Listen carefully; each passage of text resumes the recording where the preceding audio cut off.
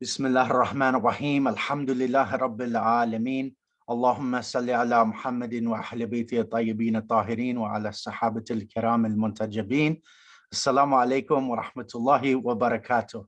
In the name of Allah, the most beneficent, the most compassionate, all praise, worship, and glory is due solely to the one eternal, magnificent Lord of the worlds. And may Allah's peace, blessings, mercy, and salutations be upon all of his prophets and messengers, and particularly upon his final and beloved prophet, the messenger, Prophet Muhammad, and upon his pure and righteous household and the believers of his companions. Dear sisters and brothers, wherever you are, may the peace and blessings of God be upon all of you. On behalf of the Shia Muslim Council of Southern California and CARE Los Angeles, I welcome you all to a special edition of CARE's Know Your Rights series entitled Know Your Rights During Ziyarat. We are so happy to have all of you joining us here today with our panelists, Brother Amr and Sister Dina and myself. So let me take a moment just to tell you a little bit about our sponsors of this program. The Shia Muslim Council of Southern California is an independent umbrella organization comprised of various Shia Muslim centers, masajid, and organizations. The primary objective of SMC is to provide a platform to facilitate the exchange of ideas and experiences, to enhance and support religious, social, humanitarian, and education development initiatives, and cooperate with like-minded organizations to advance unity amongst Muslims. The Council on American Islamic Relations, CARE, is a nonprofit grassroots civil rights and advocacy organization. It is America's largest civil liberties organization for Muslims with affiliate offices nationwide. CARE's mission is to enhance the understanding of Islam, protect civil rights, promote justice, and empower American Muslims. The Greater Los Angeles area chapter is one of the oldest and indeed the largest CARE chapter in our country. Founded in 1996 by a group of dedicated volunteers, CARE Los Angeles has since become a household name among Southland Muslims and a reliable resource and a partner for media, public officials, and policymakers, advocacy groups, interfaith, and ally organizations. Sisters and brothers, tonight's webinar was birthed from a series of meetings between CARE and Shia Muslim Council representatives over a few months span. We gathered to discuss possible ways to collaborate and work together in an effort to foster greater unity and have a greater impact on the lives of Muslims in America, and specifically in Southern California, where a large population of Muslims reside.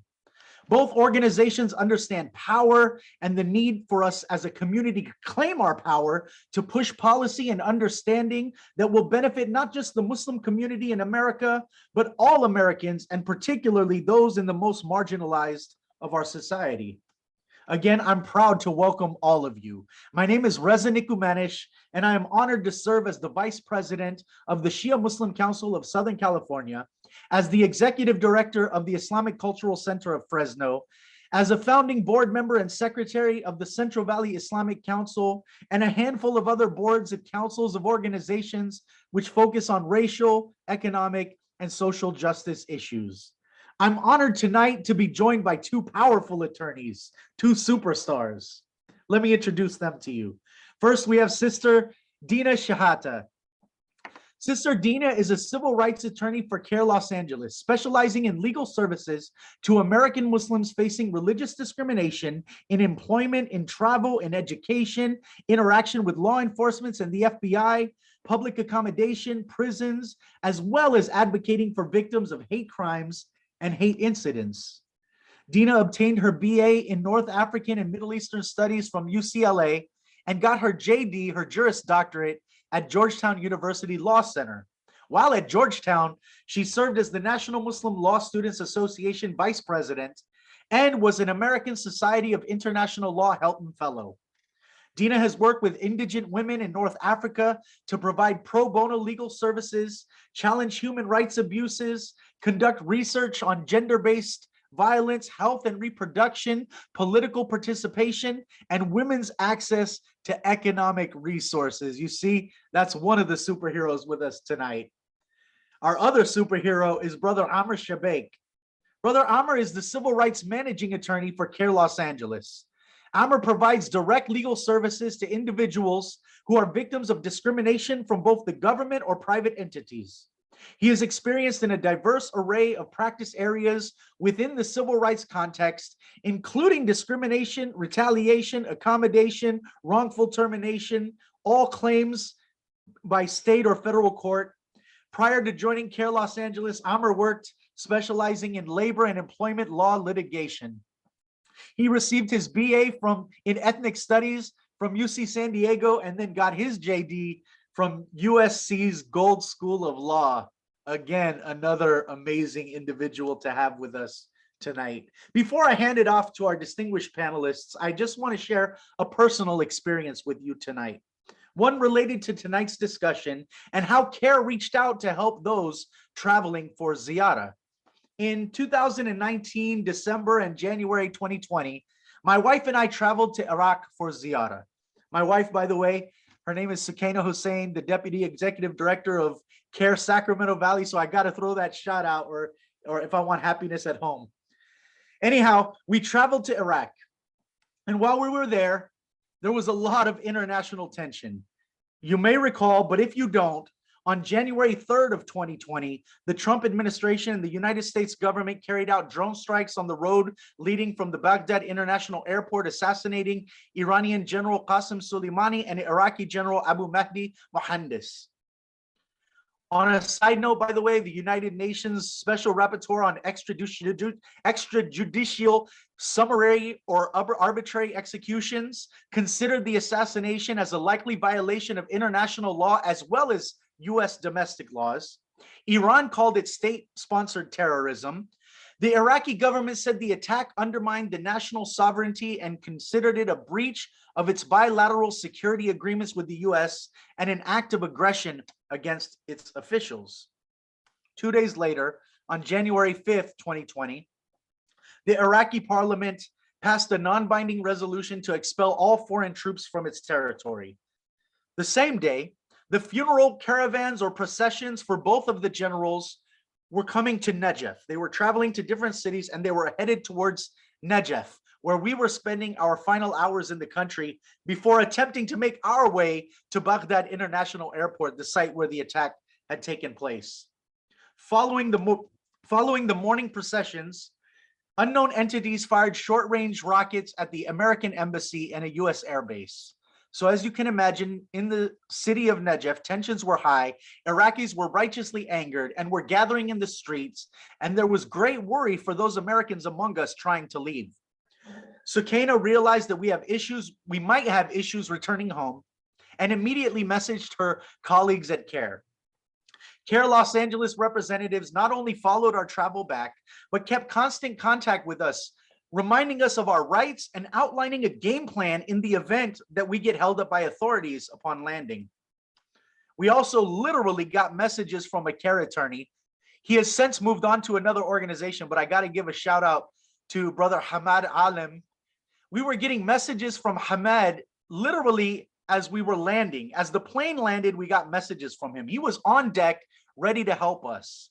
Alhamdulillah, we faced no issues upon landing, but just knowing that CARE had our backs had calmed our anxieties and gave us a clear vision of how we would have to act if the need be. We had a greater understanding of our rights. And that is what I pray for all of you tonight. Whether you're traveling to the holy city of Medina to do the Ziyarat for the Holy Prophet in his masjid, or in the Prophet's daughter, Fatima Zahra, or the Imams Al-Hassan, Al-Sajjad, Al-Baqir, Al-Sadiq in Baqiyah Cemetery, peace be upon all of them. Or if you're traveling to Iraq to perform the Ziyarah of the Imams, Imam Ali, Al-Hussein, Al-Qadim, Al-Jawad, Al-Hadi, Al-Askari, peace be upon all of them, or the sites related to the Imam of our time, may Allah hasten his reappearance. Or if you're traveling to Iran to perform the Ziyarah of Imam al-Rida or his sister al-Ma'asuma, may peace be and blessings be upon both of them. Or you're traveling to Syria to do Ziyarah of Sayyidah Zainab, alayha salam. Wherever it is that you're traveling for your holy pilgrimages, I pray that this program tonight is a service to all of you. Number one, to empower you to know your rights during travel. To number two, educate you to know that you have resources available and there are Muslims who are looking out for you. And three, to inspire you to find more ways to connect with Muslims who may have a different understanding than you have. And these are my prayers for us all this evening, inshallah. We're going to be taking questions through the chat function. At the end, I'm going to take them and ask them of our presenters. But now I'm going to pass it off to Brother Amr and Sister Dina to take us on a journey.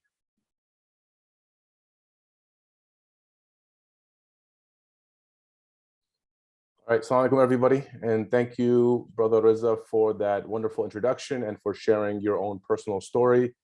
I feel like we need to get you on CARE's payroll just as a hype man and get your energy and introductions for myself and Dina at the least to get us going each day. So thank you again for that. I hope you all can see my screen. Please put in the chat if you cannot, but it should be shared right now on the Zoom. And before we get into it, just wanted to go over some little bit of boring legalese, but I'll just read this and then we can kind of jump right into it. So the material covered in this presentation is intended only to educate and does not constitute legal advice.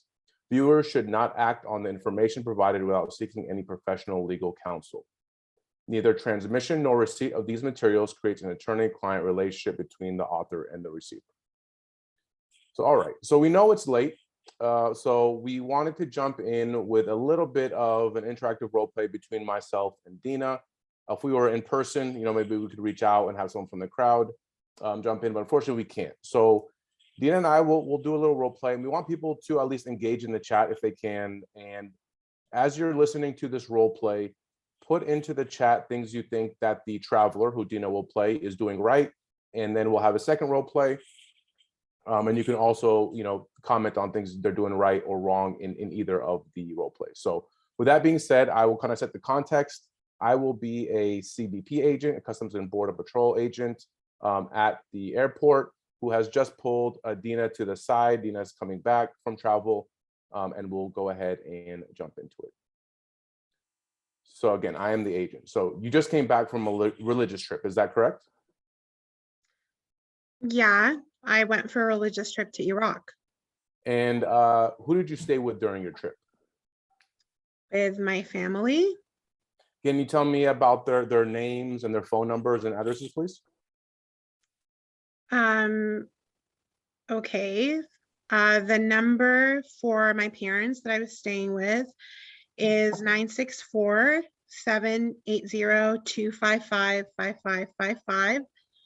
They're located in Basra, Iraq. I think it's on Al Istiqlal Street.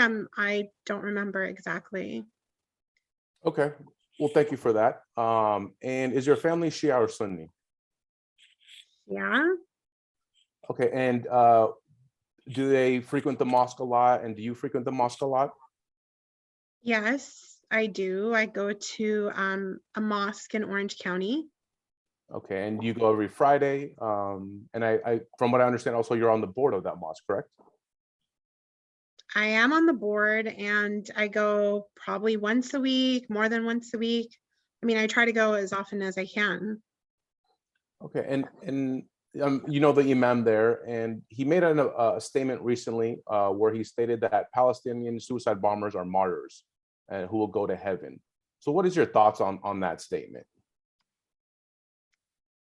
I agree with him. I mean, I agree with him. He's my imam. I agree with him. Palestinians are an oppressed people, and they're fighting for their liberation. And have you ever given any donations to that mosque? Yeah, I donate all the time. Okay. And can I please have your cell phone and please unlock it as well? I will be searching it along with your luggage. Sure. Okay, so we'll go ahead and stop there. She proceeds to give me the phone. It's unlocked. The agent then goes ahead and goes through her luggage and goes through her cell phone as well. So we'll stop there, and then we will do another role play, and it'll be very clear, to the audience as to what the differences are between the two situations. So I'll go ahead and jump into it again. Again, I am playing the agent. So, ma'am, you just came back from a religious trip, is that correct? I came back from a trip, correct? And where did you go? Iraq. And who did you stay with during your trip? I have family there. And can you please provide me their names, their phone numbers, and addresses, please? Actually, I wish to remain silent. I'm not going to be sharing that information with you. I can have my attorney contact you if it's necessary. You're not in any trouble here. There's no need to involve attorneys. I'm really just trying to do my job and make sure that everything is good, and that really there's nothing for you to worry about. No need to bring in an attorney or call your attorney or anything like that. So that's okay. You don't need to provide me their names, but can you tell me a little bit about your family? Are they Sunni or Shia? I'm going to remain silent, and I choose not to share that information. Okay, and can you tell me at least what mosque you attend? I'm sorry, but again, I do wish to remain silent. I can't share that information.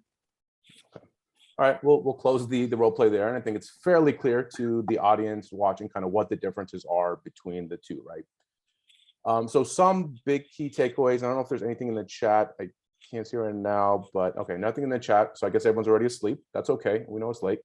We'll do some big key takeaways from that role play, right? So in general, CBP agents, TSA agents can stop and detain you and search you at the airport. In general, we have less rights at airports, at the border than we do when we're going about our normal day-to-day lives, kind of in the middle of the country. Now, with that being said, agents cannot pinpoint you. They cannot select you for questioning based on your protected categories, things like your religion, your race, your national origin, or your political beliefs. Now, they can ask you for valid documentation, right? They can ask you to see your passport. They can try to verify your identity. They can also question you about the purpose of your trip. Why did you go to Iraq? What was the reasons for it? They can ask about the countries you visited, and of course, any kind of items that you're bringing back into the country in your luggage, things that you would have to declare at the airport. Now, when you're answering these questions, you want to remember to keep them responsive to the questions that are being asked. You want to be as polite as possible and concise as possible. As you all can see from the first role play, kind of the more information that's given by the person who is answering the questions, the more agents have to work with, the more they can start digging into these issues and potentially get you in trouble or flag you for later travel issues. Oftentimes, CBP and TSA agents share information with FBI agents. It can further lead to FBI visits down the line. So again, the less information that you are sharing, the better. But of course, you want to at least respond to these questions that you see here on the screen in terms of those questions from CBP agents. Now, if they start again asking you about any kind of questions about your community, the mosques you attend, your religious practices, your political beliefs, your work, that's when you want to remember the phrase, "I wish to remain silent, my attorney will contact you." Again, you do not have to answer any of those questions beyond the ones that are listed on the screen. Now, anything kind of beyond that, anything more invasive will require what's called reasonable suspicion. Reasonable suspicion is a legal term, but it generally requires that they have more than just an assumption, more than a suspicion. There has to be some evidence, some context to lead to more of a search and more invasive questioning. So with that being said, the rest of the presentation will be in the format of these frequently asked questions. So us as civil rights attorneys, we see many questions that occur from the community on a frequent basis. So we try to compile the most frequently asked ones in terms of issues that people face while traveling. So the first question is, can border officials search my electronics, right? This is a big question. We all have our iPhones, we have our iPads, we have our laptops. It's a big issue that affects all travelers. Now, of course, with us being Muslims, there's generally, unfortunately, a more disparate impact of these issues when it comes to our community.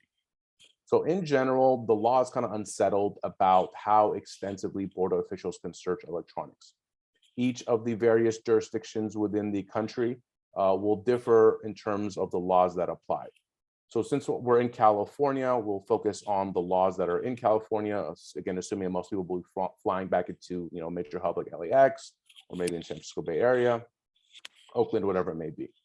So in general, in California, the courts have held that border officials can conduct a manual search. Manual search is basically taking your cell phone, it being unlocked, going through your WhatsApp, going through your emails, going through your social media platforms. And they can do so without any suspicion of wrongdoing. They can just do it as a matter of course. However, in conducting that search, they have to be limiting their search to what's called digital contraband. So any kind of electronic information that is illegal, things like illegal unlawful photographs, stolen passwords, maybe someone has a database of stolen credit card numbers, that would be considered digital contraband that they can be searching for. Now, obviously, you can imagine in that type of situation, if an agent has your phone and is manually searching it, though they're supposed to limit it to digital contraband, as they're going through it, it's very unfortunately going to be well beyond just searching for digital contraband in most scenarios. Now, agents can only do a more thorough search, which is called a forensic search, where they use technologies. They copy the cell phone's hard drive, they copy your laptop's hard drive, and analyze its contents entirely. They can only do so, again, if there's a reasonable suspicion that that phone does contain digital contraband. So unfortunately, we don't have the clearest of answers on this, but we'll get into a little bit more in terms of the next question, which is, do I have to provide passwords to my electronic devices? So again, you have the right to refuse to provide your password to unlock your phone or your laptop. But we often tell people who are traveling to know that this is a little bit of a case-by-case situation, because again, we encourage everyone to assert their rights. We encourage everyone to know their rights and to not give in to, sometimes these situations can be intimidating. In our role play, I was more of a friendly agent, but oftentimes you will face agents who can get loud. They can get in your face. They can try to intimidate you, so you give them what they want. So again, you can refuse to provide the password, but you have to also take into account that doing so may potentially lead to delay. It could lead to additional questioning, and it potentially can lead to the agent or the officer seizing your devices for further inspection. So what we recommend to people, that if you are asked to provide a password, you can ask the agent, are you ordering me to provide the password, or are you asking me? If you decline when they're saying they're just asking, and then they order you to provide it, then you want to make sure that you state you're doing so under protest and you do not give consent to them searching your phone. Now, if again, they conduct the search anyways and they confiscate your electronics, write down the names of the agents who did so as much as you can. You also want to ask for a receipt of any property that they confiscated. As soon as you leave the area and you have a second to yourself, try to write down everything that happened, everything that you can remember. Use maybe you're traveling with someone, use your family member's phone, whatever it is, to kind of document and write down everything that happened. And of course, you want to ask the agents for their names. Sometimes they may be coy. They may try to not give them, as much as you can remember seeing their identification badges and things like that. If your electronics are seized, generally it'll be for a 5-day period, but that period of time can be extended based on a supervisor's advice. And unfortunately, getting electronics back that are seized is not always the easiest process, but of course you do have the right to return them, to have them returned to you. However, if there are some deeper investigations, there are some criminal investigations pending, then it becomes, of course, much more difficult to get those electronics back. So with all that being said, what are some steps that people can take to protect their digital data? The first thing, and this is kind of the safest route to take, is consider leaving your main device at home and just using a temporary device for travel. Of course, you don't want to link your data on the temporary device. Maybe just keep the bare essentials, maybe a few phone numbers, whatever it is. Now, with that being said, these phones now are like a part of our body. So I think telling people to leave their cell phones at home could be difficult and jarring. So much of our lives run through these phones. So if you are going to take your main device with you, then consider encrypting and backing up all of your data to a cloud-based service. You can find a ton of cloud-based service, whether that's through Google, through Apple, whatever it may be. Consider backing up all your data to the cloud and then erasing all sensitive data and login information from your device. And of course, when doing so, you want to make sure that your phone, like the cloud data, cannot be accessed directly through your phone. You would have to, let's say, pull up your laptop, log in, and then share that information back to your phone. And this way, of course, you're protecting yourself if your phone is searched by agents, that it won't have all of the information that is on it. You also want to consider using a strong passcode for your device and turning off either fingerprint or face unlock. Nowadays, most people I think have the newer phones that have the face unlock. You want to consider turning that off for two reasons.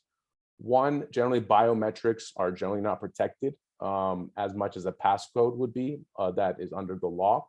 And then two, it's much easier for an agent to unlock your phone if it has your face unlock on it. You know, they can just pull up the phone, have you look at it, and enter into your phone.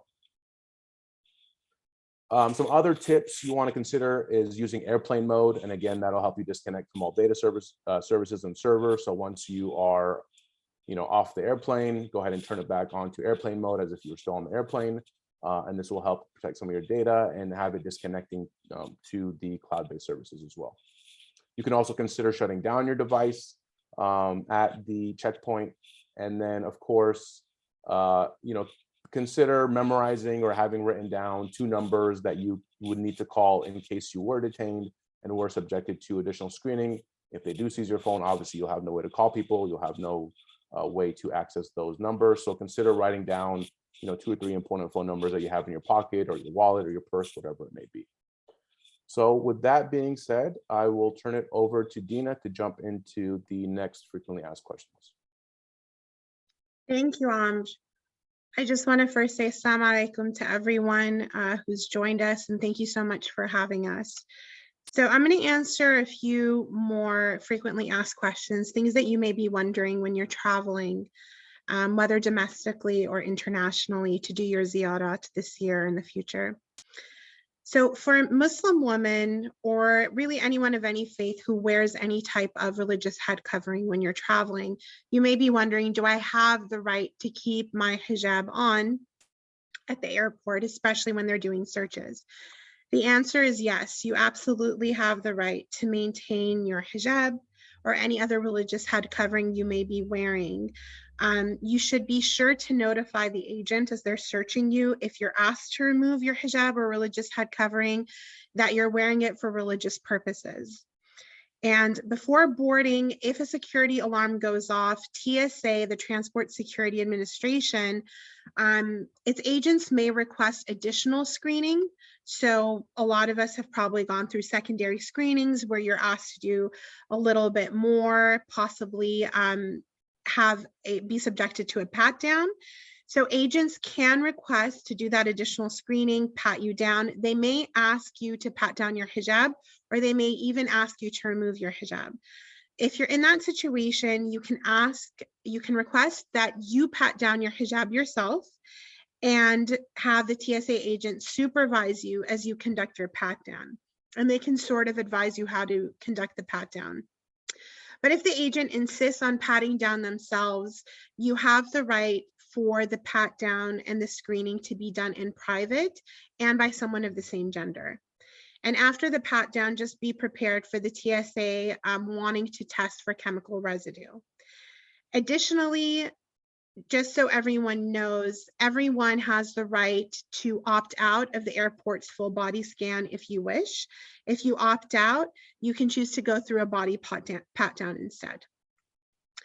One of the next questions that you may be wondering is if you can be denied re-entry into the United States if you refuse a Customs and Border Protection agent's instructions.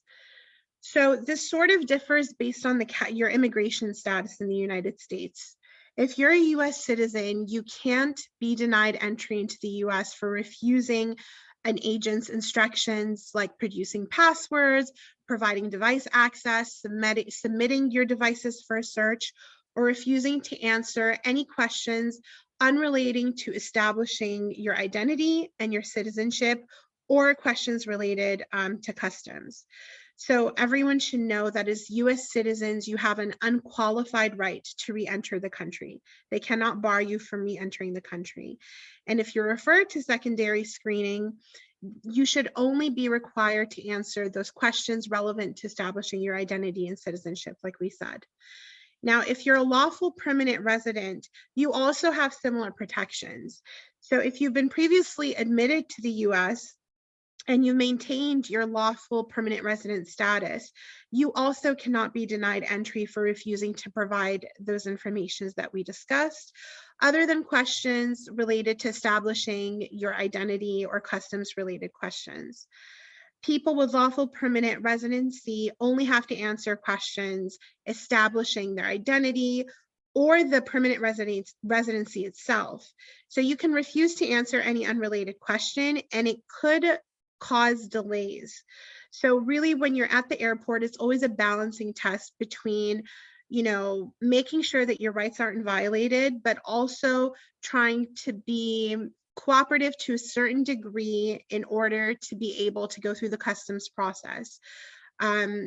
Just be aware that if you do refuse, it could cause delays, they could hold you and question you further, but ultimately they cannot deny you entry into the US for failure to answer these questions. And just keep in mind that lawful permanent residency status can only be denied or revoked, by an actual immigration judge. So make sure that when you're being questioned, that you never sign anything you do not understand. Do not give up your green card voluntarily, and don't sign anything without consulting with an attorney first. If you are a non-citizen visa holder, unfortunately, refusing to cooperate may lead to your entry being denied. They do hold greater leverage as to who is able to enter if they don't have US citizenship or lawful permanent residency. So the next question we get asked a lot is, what should I be aware of if I want to bring items from my trip? So if you're, traveling internationally or even domestically, you may want to bring back items, but especially with internationally, when you're doing your ziyarats, there may be a lot of things you want to bring back. Typically, there are going to be restrictions against bringing back most kinds of fruits and vegetables. However, dates are generally allowed to be brought back in. The fruit, the date, that's the fruit. You can generally bring that in, but you have to declare and present them to US Customs and Border Protection for inspection. And if you're bringing back currency, so if you plan on bringing back any type of money or gold bars or anything like that, that's worth more than $10,000, you're going to need to declare it. And any items received or purchased while you're traveling, irrespective of value, have to be declared when you're entering the borders once again. A failure to declare them may result in an interrogation and also possibly confiscation by Customs and Border Protection. So when you are facing, like Amr said, some of these agents can be pretty aggressive. Some of them can be, they can instigate you, they can be antagonistic. And we want you to know that while we will always advocate for your right to know your rights while you're traveling and for you to advocate for yourself, do not ever physically resist. If you are mistreated by an agent, the solution is not to become equally antagonistic or to physically resist in any way or engage in any type of altercation. We want to make sure that you're able to escape these situations safely. What you can do is write down the officer's number, the badge number, and any other identifying information. Make sure to ask the agent what agency they work with, because oftentimes you're dealing with several kinds of agencies while you're traveling. It could be the FBI, it could be TSA, or it could be CBP. So make sure you ask what agency. If they have a card, take the card. If not, write down their identifying information. You can also ask for supervising officers while you're at the airport. If you are able to record the interaction safely, then please do so. That can be an important tool to understanding how you're treated and to be able to validate that experience, but only if you can do it in a safe manner. If recording is going to put you in harm's way, we obviously do not recommend it. And also keep in mind that legally you should only record what's happening in a public space.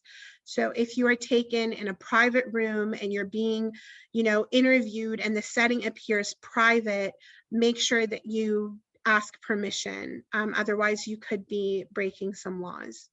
Try to also find witnesses and gather their information before leaving the airport. So if there's an incident that's happened, there are people standing around, or someone comes up to you afterwards and tells you, that's terrible, I can't believe you were treated that way, make sure you take down that person's name. It could be valuable information.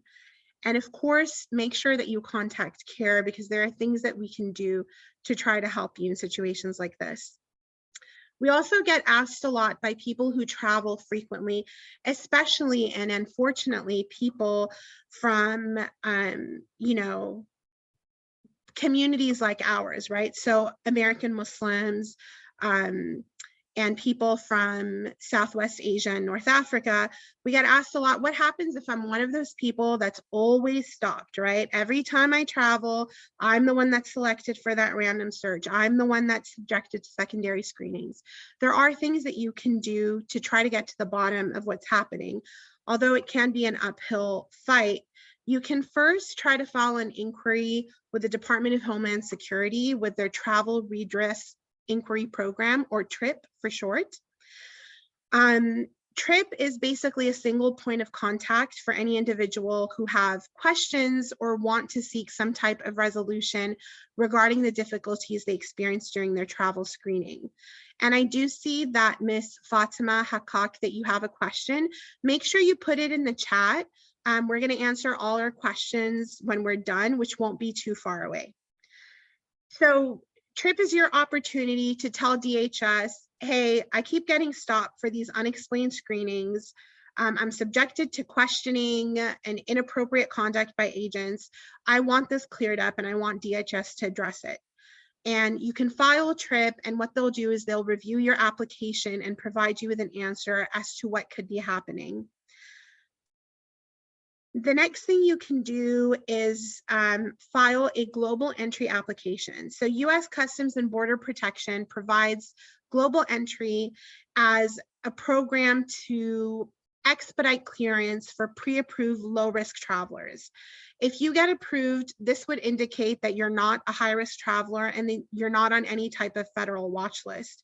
And it'll also give the government another opportunity to correct any errors they made in identifying you. Sometimes a lot of us traveling may have names similar to someone else on a watch list, and you end up being held up repeatedly because that hasn't been cleared up. So if you do apply for global entry, it could be something that helps clear up that situation. TSA PreCheck is also another program. So global entry provides this expedited screening for flights entering the US. So if you plan on coming back to the US from any sort of international destination, it may be helpful to apply for global entry first. If you are in the US departing, from a US airport, then you can file for TSA PreCheck, and it also provides a similar type of expedited security screening for flights departing from the US, but it won't protect you coming back in.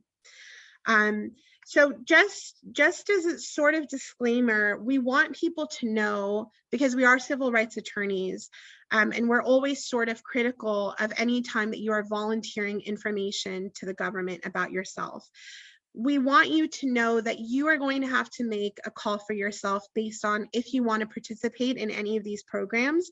When you do apply for TSA PreCheck or global entry, there are basic questions that they may ask you about your identity and about your travel. And just know that if you volunteer this information, that information is collected into their database, and they do have the ability to share that with other governmental agencies with or without your permission. I mean, typically without your permission, right? So people need to consider that when applying. But if you're someone who travels a lot, or just you don't want to deal with the headache of dealing with these repeated screenings, these are options that you can consider. Additionally, there are Freedom of Information Act requests that you can file directly with the specific agencies that control travel and security. So DHS's Customs and Border Protection or the TSA. And these FOIAs, for short, is what we call them, can be done online through online portals. And it's basically a request that you're going to submit to whatever government agency you wish to compel that agency to divulge information they have pertaining to you and to be more transparent regarding the issue you're raising. And finally, if you do continue facing issues like this, please do feel free to contact CARE, because we can assist you with these things, even helping you file a FOIA or filing FOIA on your behalf. And so with that in mind, you can contact CARE by visiting the website we have on our presentation right now on the screen. So it's ca.care.com/Los Angeles. And you can file an incident report that will get reported directly to the Civil Rights Department. And you can also reach us by telephone at 714-776-1177, dial option number 2, or email us at civilrights@losangeles.care.com. And right now, we'd just like to open it up to questions if anyone has put it in the chat. Well, thank you guys so much for this absolutely in-depth rundown of what we should know. There are some questions in the chat, so I'm going to try to work through some of them. And I know you did talk a lot about cell phones and whether or not they have the right to grab them. Somebody asked, what if they want to open the cell phone while it's in their hand? And they put in parentheses, similar to my luggage. So does it make a difference if the cell phone is on your person or in your hand? Or No, it doesn't make a difference. So I'm assuming, like, if you're saying your cell phone is in your hand versus on a table in front of you or something like that. Yeah, it really wouldn't make a difference. I mean, they have the right to search your luggage. And of course, assuming you're rolling your luggage in, you're wearing a backpack, your phone is in your pocket, that's not really going to unfortunately make a difference in terms of it being searched or not. Okay, thank you. And would you like to maybe stop sharing the screen so that way they can get a close up on you? We have somebody who asks, I know that you did talk about being detained or being held, and there are different things that can make that process longer, but somebody asked, how long can they actually legally detain you before they have to let you go? So we have a general rule about 4 hours. After 4 hours, it begins to get concerning, and there's not any like bright line rule under the law, but 4 hours will generally start to be considered unreasonable, and it's going beyond sort of the just standard kind of questioning and things like that. And it's leading into something else. So we generally, as a rule, it's about 4 hours. Now, again, 4 hours is a long period of time, but after that time period is when we really start to raise red flags and get concerned. Well, in your work, how long have you seen somebody be held? Like, what was the extent that you've seen somebody held for questioning? There's been, I don't recall a specific time where someone was held longer than 4 hours. Generally, what we've seen is people are just subjected to sort of an intense amount of time during the time in which they are held, and they're subjected to intense questioning. They're being berated. They are, having to deal with kind of rude and belligerent agents. That really is more of the cases that we've seen in the past. We have had a situation where a person was a non-legal resident. They came in, they were subjected to questioning for a length of time, and unfortunately, they weren't allowed into the country, and they flew back to where they had flown in from. So it just really depends. It depends sometimes luck of the draw in terms of the agent that you're drawing, in terms of your own circumstances, whether, oftentimes when there are larger political issues at hand, we may see a more targeted questioning and more secondary questioning of a specific community. So it really just depends. I know Dina put herself on mute, so Dina, I don't know if you wanted to add anything to those questions. Yeah, I was just going to add that that is why we do recommend, and covered it in his portion of the presentation, make sure that you do have some numbers memorized, especially if your electronic device has been confiscated. Make sure you have a trusted person's number in your phone, like an attorney, your local care chapter office, because those things can really be helpful when you're in a situation where the detention does exceed 1 hour, 2 hours. And I do agree with generally it can last several hours. And a lot of that is also just waiting around, aside from being questioned. Yeah, and Dina reminded me also of one other thing too, is oftentimes it helps, you're traveling after a long flight, you may be having family pick you up or a friend is picking you up from the airport. If that's the case, generally it also helps to, obviously you're gonna be in contact with the person, give that person CARES number, your attorney's number, whoever it may be.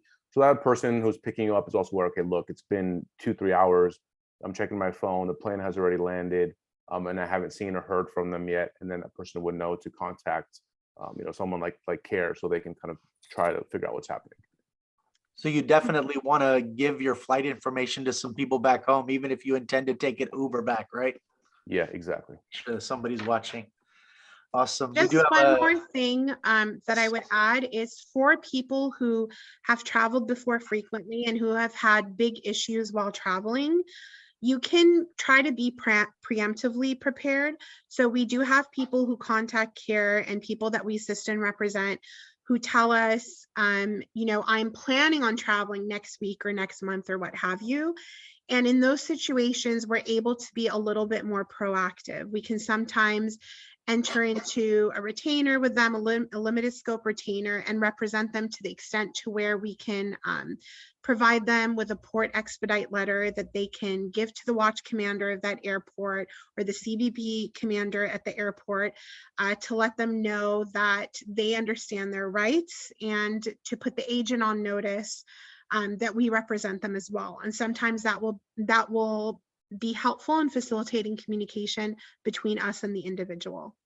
You totally reminded me. I forgot to share in my story, but we did get one of those letters. We had a copy in each of our backpacks and our pockets and our luggage. Yeah, definitely. All right, so I have another question. You had talked about having to declare items and items that were allowed and not allowed and values. One of our guests asks, what about items like clothing, abayas, other souvenirs, gifts, prayer rugs? Do you have to list those as purchases abroad? Yeah, go ahead, Dina. So the answer is if you have purchase items, irrespective of their value from that country, typically you are required to declare them. Yeah, so anything you're kind of bringing back that you didn't bring with you should be declared. Now would that, yeah. I mean, yeah, we know that sounds crazy, right? I mean, Yeah. you're traveling to these amazing places, you're bringing back souvenirs, but typically legally, you are expected to declare items that you have been given or purchased. Yeah, it's really the safest route. Now, with that being said, kind of day-to-day practices, we know you went to the market, you bought some clothing that was cheap, you put it in your luggage, you don't declare it. Again, safest route, you should declare everything that wasn't there. In practice, that doesn't always happen, but again, to be on the safest side, you should be declaring anything that you're bringing back. Thank you. We have some great questions coming up. So one of our guests asked, I know you did talk about certain programs that you could register if you wanted to, and then gave us maybe a warning about what that might entail. But somebody asked, is it a good idea to register on the Department of State website, informing them about your visit, something like a smart traveler enrollment program, so that they're aware of your travel, possibly, I guess, even before you go? So my answer to that would be similar to what I kind of said earlier. So these are really hard questions to answer because on the one hand, we have seen that for some travelers, that enrolling in programs like this, it can facilitate and expedite your travel. So they can sort of vet you and clear you beforehand, and you can go through the faster lines at the airport. And if there is a mix-up where your identity is being confused with someone else's, it sort of gives the government a chance to rectify that. And they also tell you when you're at the airport, for example, if you have filed a trip inquiry with the Department of Homeland Security, you can tell the agents at the airport, like, this is my trip read rest number, and it helps things go smoother. So my answer would be that these things can be helpful. However, you always have to keep in mind that you are volunteering information about yourself to the government. We do know in our line of work that the information you offer is stored in their databases, and it can be shared with different agencies. So it can be shared directly with the FBI. You know, the FBI may be interested in your travel thereafter. We just can't guarantee it. Unfortunately, I wish there was a clearer answer, but this is what we have to navigate when we are making these, you know, these decisions where you have to balance cost and benefit. Thank you. Before I move on, I got a follow-up for you, Sister Dina. Would you sign up for these programs personally? I know you're not giving us legal advice tonight, but would you? This is not legal advice, and ethically, I cannot tell you what to do, but I will tell you personally for myself, because I am not a frequent traveler, so I am not someone who has to travel every month for work, let's say. I'm not someone who's traveling twice a year internationally. I have not signed up for these programs just because the cost to me doesn't outweigh the benefit. However, if you're someone, like for example, some of my clients, their livelihood depends on having to travel every 2 weeks. This is how they make their living. So for someone like that, where you're already facing repeated harassment and questioning and delays, where sometimes you're missing a flight or what have you, for them, I may recommend it more. And I would say you're already facing these issues. They obviously already have you on some sort of a list. So, you know, you're not going to be giving them information that they don't already have. And sometimes it's a case-by-case basis. And we're always happy to take calls in care and help you kind of think through your specific circumstances and what could make sense, and just help you understand like the ramifications of any decision you make. Thank you. And yeah, I'll add just quickly my own personal thing too. So for me, I do have TSA pre-check, and for me, it's been helpful. Again, this is my own personal experience; doesn't necessarily apply to everyone else. I had traveled to Turkey with my wife back in 2016. It was actually the time where there was some upheaval in Turkey. There was the attempted coup against the government at that time. When I came back, I was flying domestically, and for 3 or 4 flights that I can remember, I would get the quad S's on my boarding pass, which is basically the heightened security secondary screening. That happened for a few flights for me domestically. I then applied for TSA pre-check, and since then I have not had any issues with it. And it's, you know, it generally has a shorter line. You don't have to take off your shoes. So again, I'm not saying it's the end all be all. It's not going to solve everyone's problems, but that was my personal experience, that it did help me. And it did kind of alleviate some of my travel concerns. Again, that's my own personal experience. I actually think it was super helpful to hear, you know, the differences between both of your experiences. Going back to something that you had shared earlier about getting the pre-retainer, I guess, somebody asks, what are the costs of getting a pre-retainer from CARE? So, the retainer, we provide the majority of our services pro bono, meaning free of charge. It's a case-by-case basis, but to help somebody in a situation like this, we wouldn't charge anything. And we want the community to know that most of our services are free of charge, you know, unless we're actually filing an actual lawsuit and we're in court. But those things we would discuss on a case-by-case basis. A service like this would certainly be provided free of charge. So a quick question. I gave my story, and I don't think we can expect that you guys are going to text every single person as their plane lands. I was just lucky to get that service from CARE a couple of years ago.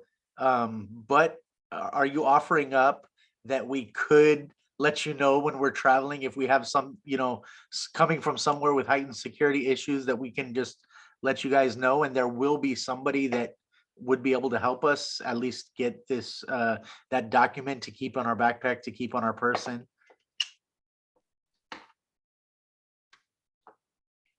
Putting you on the spot. Yeah, no, I just had unmuted, so I wanted to give him the opportunity.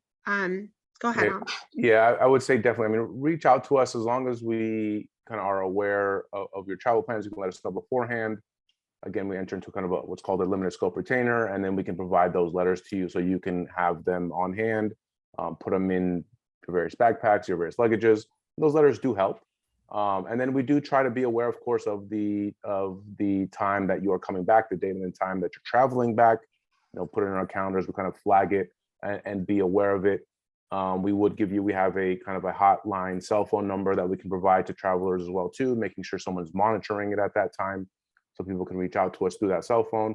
So yeah, there's definitely ways for us to make sure that, you know, we are aware of people's travel plans, making sure that you know, they are accounted for, and that we know that, you know, if they get back, we haven't heard from them in a few hours, and maybe something is happening. So we do try to provide those services to the community.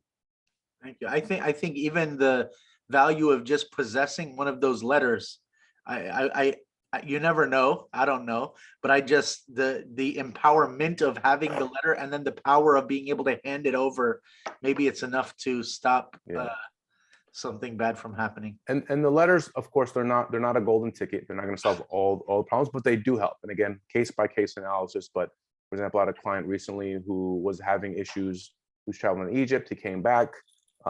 He was subjected to secondary screening, a lot of questioning. I forgot the length of time, but, you know, a 2-hour period, something like that. He got in contact with us. We were able to provide him the letter. The next time he traveled to Egypt and came back, he was pulled aside for secondary screening, but he did provide the letter, and the agents essentially kind of backed off and said, okay, you know, you're free to go, after asking him, you know, a few questions just to kind of verify his identity and where he traveled to. So it can help. It's not a guarantee. We don't want to make any false promises. But again, it can help, and it can empower the person who's traveling, and it can make some agents maybe say, you know, second question the tactics that they are using. So it's like having a loyalty rewards card, but it's not a VIP pass. So yeah, I guess one way to put it, I guess. Yeah. All right. So we got a couple more questions that have already been posted. I'll ask this one first. If you do face a difficulty with an agent or upon return, is it worth filing a complaint? And could you go over what are some of the steps or the agency will take to address the complaint? Do you know that? I think Dina, if you want to jump in kind of regarding, I mean, Dina had outlined a lot of those in terms of the steps you can take. But yeah, Dina, if you want to jump in, I can add. And I think they're particularly asking, I don't know if you would know this, what are the steps that the agency would take to address your complaint? And is it worth filing a complaint altogether, I guess? I mean, it's always worth filing a complaint. It's always worth, you know, letting CARE know about it, letting a complaint be on file. Frequently, we will file complaints to the Department of Homeland Security. They do have a civil rights department that will investigate claims of discrimination based on, again, protected categories, race, religion, things like that. So I think it's always worth it. They're supposed to investigate. They're supposed to kind of try to find out what happens. And they are supposed to remedy any kind of unlawful actions that agents took.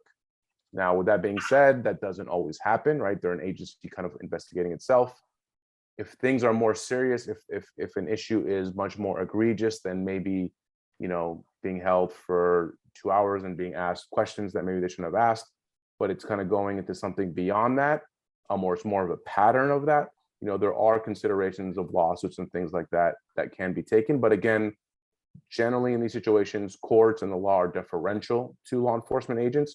So it really just depends on a case-by-case basis, but it's always good to let an organization like CARE know to put those complaints on file, because it does add to, you know, the amount of complaints. It adds to showing patterns and practices of these agents and these governmental agencies in targeting our community. Sorry, Dina, please jump in and add anything else.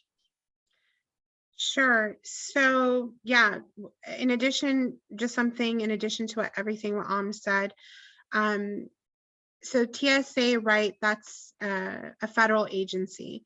So if you are filing a sort of claim against a federal agency,